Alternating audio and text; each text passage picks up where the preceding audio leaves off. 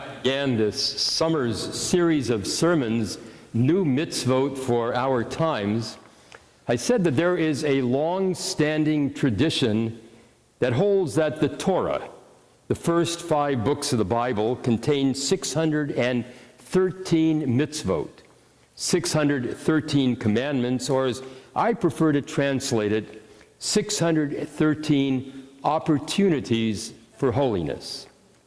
That is to say, that if one makes one's way from the very first verse in Genesis to the very last verse of Deuteronomy, one can find 613 laws.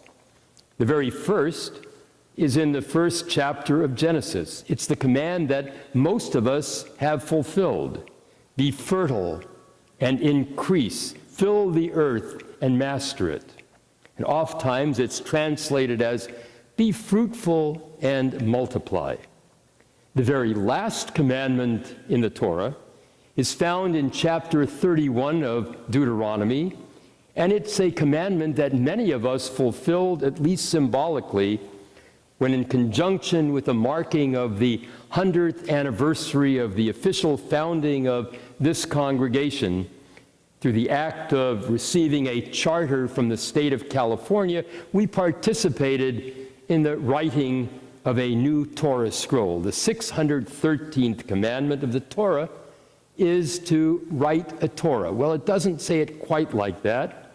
What it says is, therefore, write down this poem, which eventually came to be understood as write a Torah. Both the first and the last of the mitzvot are among the 248 positive commandments, things that one should do. And the number 248 is said to correspond to the number of limbs in the human body. And then there are 365 mitzvot that are negative commandments, things that one should not or must not do.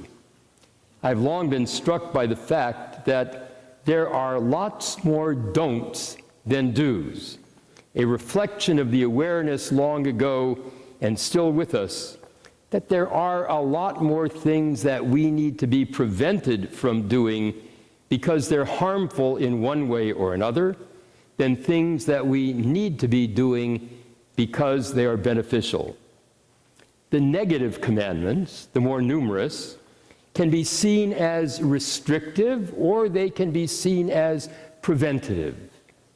If one lives by the commandments, either by the letter of the law or by its spirit, one will be kept from doing something that will be harmful to oneself and harmful to others.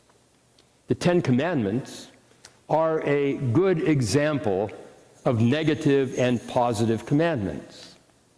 Observe the Sabbath day.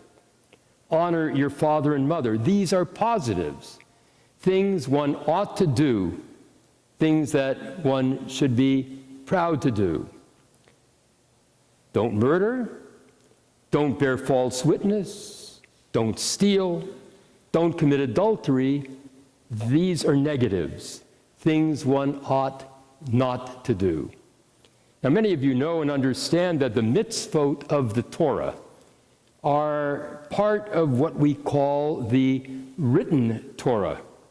But alongside the written Torah, there is an oral Torah, expansions of what is found in the written Torah, and these expansions are found in the writings of the ancient rabbis that we best know as the Talmud. Just one example of how this works should suffice. The written Torah in the book of Exodus says that on the Shabbat, one should do no manner of work. Here's how it says it. 6 days shalt thou labor and do all thy work, but the Sabbath is to be a day of rest. But what constitutes work? And what constitutes rest? This is what we turn to the Talmud to understand. And the ancient rabbis, who lived around 2,000 years ago, set down 39 activities or acts that they deemed to be work. And these are part, not of the written law, these are part of the oral law, in the sense that they were initially handed down from one generation to another by word of mouth, but were eventually set down in writing as well. To be a Jew for the last 2,000 and more years has been to be part of what we call normative or rabbinic Judaism. That is, a Judaism based not just on the written Torah, but also on the oral Torah, or even more importantly, on the oral Torah. With all that in mind, let me turn to what I have come to feel is an important new mitzvah. In the tradition of the written Torah and the oral Torah, I would say that the basic, simple commandments the written Torah has imparted to us might be the positive commandment, use technology responsibly. Or if one prefers the negative formulation, don't abuse technology. And the oral law or tradition would expand on this. Let me explain that. You and I realize, of course, that there really has been no time in all of the recorded history of humanity that has seen as great a technological revolution as the 20th and 21st centuries.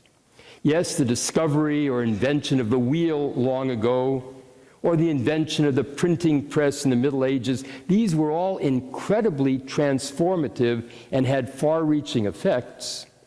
But over the last 100 or so years, maybe a little longer, there has been the discovery or invention of the automobile, the airplane, the telephone, and so much more.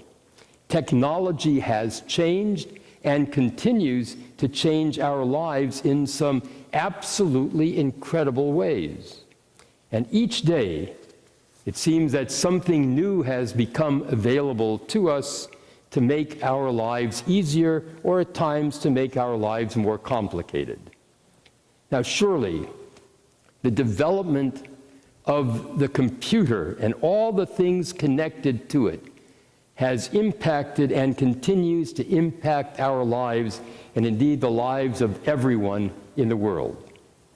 When I was in my senior year of college at UCLA, where I majored in political science, I took a class in political behavior analysis. It was a graduate seminar that some undergraduates, myself included, were somehow allowed to take.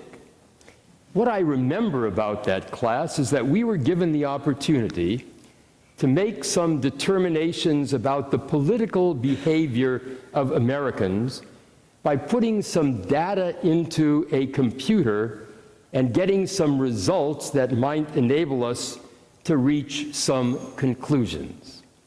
The data was collected, and then it was entered on cards, which we then called punch cards.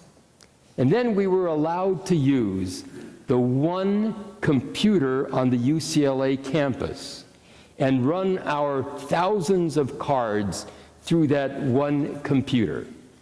And that computer was housed in its own building, perhaps the size of this sanctuary or even bigger. The memory capacity of that computer was far, far less than what today is available in some 99-cent calculator. So much of our lives and our lifestyles are predicated on technology, but you and I also know that with all of the advantages and with all of the potentials of technology, there are also potentials for misuse and abuse. And so there needs to be more than just a vague sense that we should be responsible in our use of technology. There obviously needs to be some more specific self-imposed limitations or restrictions on what we will do with the technology available to us. And while there are many areas that we could turn to, I want to ask you to just think of one, namely the use of cell phones. Now, I know it's now a familiar routine that when we attend a play or a concert or a movie, or even a synagogue or church service where it may not be spoken, but it's written on the very back of your pamphlet, we're asked to silence our cell phones or other electronic devices. The sounds of the phone ringing are disturbing. Despite the request, there are times when it is ignored. Perhaps you remember hearing about what happened in January of 2012 at the Lincoln Center's Avery Fisher Hall in New York during the final movement of Gustav Mahler's Ninth Symphony by the New York Philharmonic. An iPhone, cell phone, started ringing with its distinctive marimba ringtone. And Maestro Gilbert turned his head to signal his displeasure, but the ringing from the first row persisted, and minutes went by. Gilbert finally asked that the offending noise be turned off, and finally stopped the orchestra until it happened. The Philharmonic said it was the first time the music director had ever interrupted a performance due to a cell phone or other disruption. That is, of course, egregious. But the abuses of cell phones and other forms of technology are increasing. Whether it be a grandchild sitting with us at dinner at home or out in a restaurant and texting her friends all the while, or whether it's someone in front of us in line at a store carrying on a conversation or anything like that, the examples that you and I could share would be numerous. It leaves us with a conclusion that the time has come for us to control ourselves. And that's part of what mitzvah is all about. Yes, there are incredible advantages to cell phones. I find it hard to imagine what my life was like before I had an iPhone on which I store my calendar and so much other information in which I can pull out in an instant and inquire information either from Google or from my friend Siri, or literally anything and everything, or simply use it to connect with people anywhere in the world or receive the latest news, which these days includes ongoing reports from the Israeli press on the latest tragedies of the Israeli-Palestinian conflict, or use it to listen to music or read a book or consult the Bible or the Talmud, volumes which take up a couple of shelves in any bookcase, or find out what traffic tie-up lies ahead on the freeway, or whether a particular restaurant is decent or not. Well, the list, you know, is endless. The wealth of information available to us is nothing short of staggering. And with all of the advantages of the cell phone and other forms of technology, all of the advantages for good, there are obviously so many opportunities for misuse and abuse. And so I think we need to see the responsible use of technology as a mitzvah. But more than that, we need to impose some restrictions on ourselves to exercise some kind of self-control and self-discipline. The purpose of the mitzvah system in Judaism is to guide our behavior, though for the more traditional Jew, it is to literally govern our behavior. And so if we see the use of technology as a mitzvah, then I think we will use it for the elevation of our lives and for the enhancement of our lives, but always with an eye towards how what we are doing affects others. The use of technology, and I would think specifically of cell phones, needs to be guided by some basic principles, and that, as far as we Jews are concerned, is what mitzvah is all about. It's about do's and don'ts related to our being responsible human beings.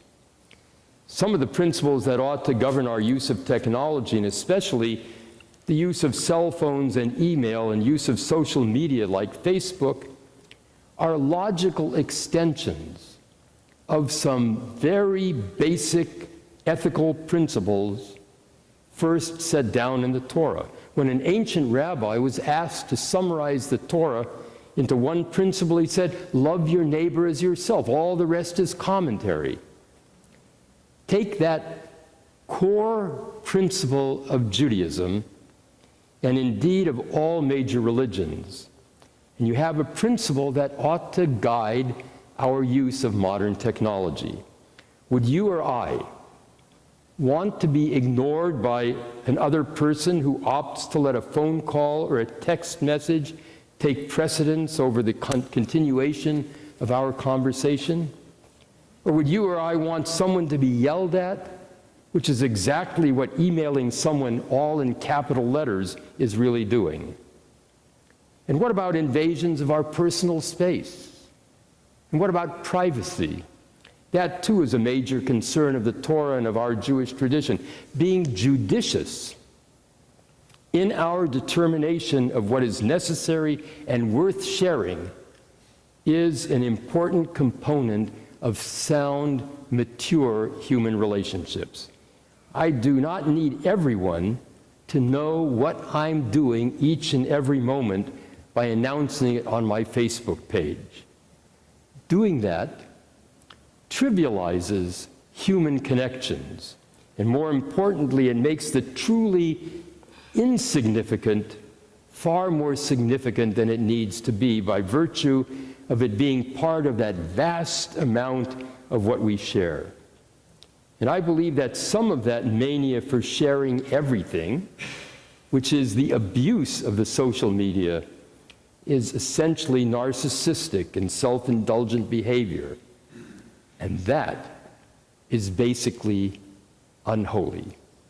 While there's much more that falls under the category of rude or insensitive behavior as far as our use of cell phones and email goes, the point, I hope, is clear. The use of technology is fraught with the potential for abuse.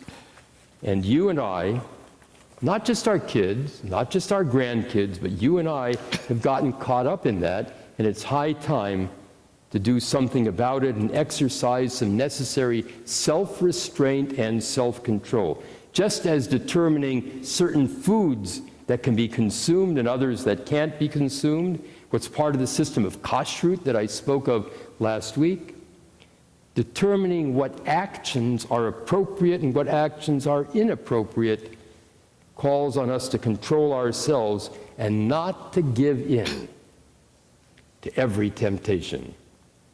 Let me add just one more thought. Last fall, the Washington Post had an interesting article. Should observing the Jewish Sabbath mean switching off the internet?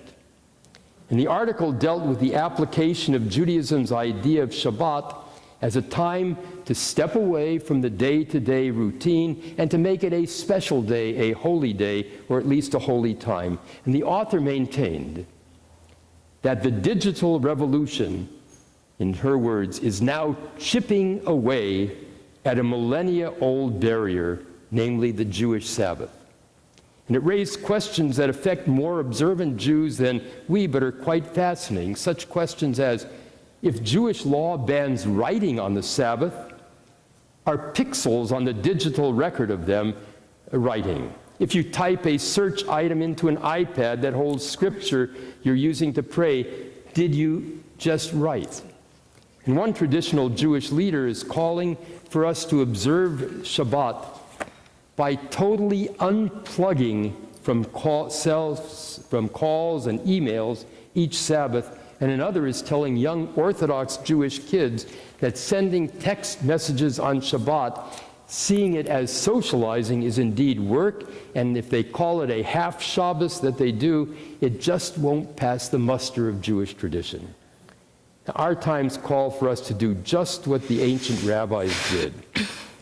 examine our actions, and aspire to make even the everyday acts more holy, which is to make them more sensitive and more humane. May we be wise enough to move in that direction. Ken Yehi Ratzon, may this be God's will, but much more importantly, may it be our will. Amen.